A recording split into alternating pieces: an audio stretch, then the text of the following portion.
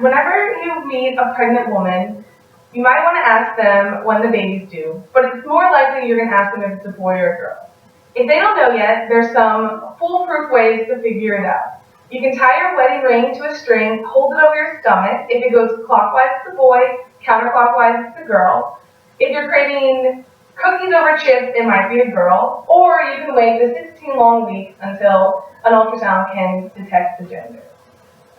There's also a new controversial procedure called sex selection, which was originally used during in vitro fertilization to avoid passing on genetic disorders to the baby, where a doctor uses genetic testing or looks at the appearance and weight of the sperm to decide if it has the X or Y chromosome and then uses the appropriate one to fertilize the egg. It's illegal in some countries, such as China, Australia, a lot of European countries, including the UK, but it is legal in Italy and some of the United States. People think that it ruins the bond between parent and child because they're not loving them unconditionally, they're loving them based on the gender that they chose. And it also can be considered unnatural and not in God's plan. But it does have its benefits. It's good for family planning, preventing genetic diseases, overpopulation, and gender issues in foreign countries. So the first thing that it helps with is family planning. Most of the people that come into places for the treatment have 3 or more children, and 90% are using it to balance their family. So maybe they have 2 boys, they want a girl, or they have a boy, now they want a girl, just so they can get the perfect balance. It stops parents from having multiple children just to get the ones they want. You want a girl, now you have 9 boys. So if you were able to choose the girl in the first place, you could avoid having all those children. And another main problem is gender abortion, which is where a woman finds out she's having a boy, didn't want a boy, so she aborts it. So Dr. Ben thinks that being able to choose the gender will eliminate the need for gender abortion. Families are also able to plan in advance.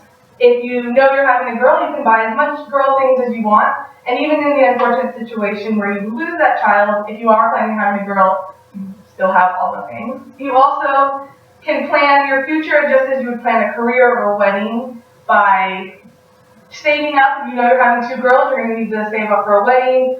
You're having a boy, they want to play sports, you need to buy the equipment. It's a way to just plan your entire future if you know the gender of the baby.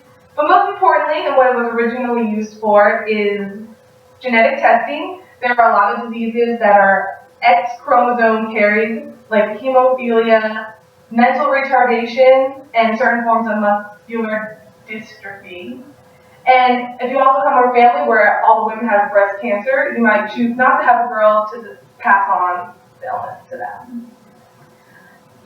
We view children a different way than other countries. A lot of third world countries frown upon having too many girls. There's also, in some Asian countries, a social stigma about women who are unable to produce boys.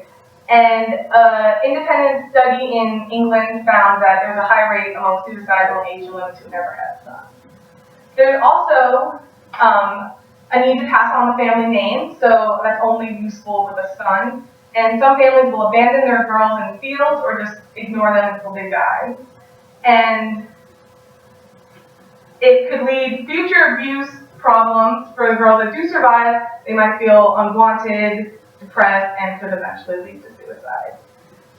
So there are a lot of people who are against this. They consider it very controversial. A main point is abortion is legal. It might not be the greatest option, but if somebody can choose to end the life of their child, they should definitely be able to choose whether or not it's a girl or a boy. Planned Parenthood actually has a policy where they refuse to do abortions if you say you only wanted a certain gender, because it means you do have an attachment to a certain gender, so the potential to attach to the child. So this could cause women who were refused the abortion to have their own home abortions, which could lead to other problems. There's also a debate that there isn't proper disposal of the sperm, that they're just throwing away the boy or girl sperm that wasn't needed, which is actually not that important because during daily life, sperm are lost all the time. And in the normal act of making a child, most of the sperm are lost in the process. And technically, pro-life people could say that life begins at conception, but the sperm that are thrown out never fertilize an egg, so technically it was never really a baby to begin with. And people say that it's not natural, that they're interfering with God's plan, but in vitro fertilization is also could be considered unnatural. It's the same process. So if that's okay, then why not gender selection? And people spent money on cosmetic surgery and lots of unwanted procedures that would be considered unnatural, and those are perfectly fine.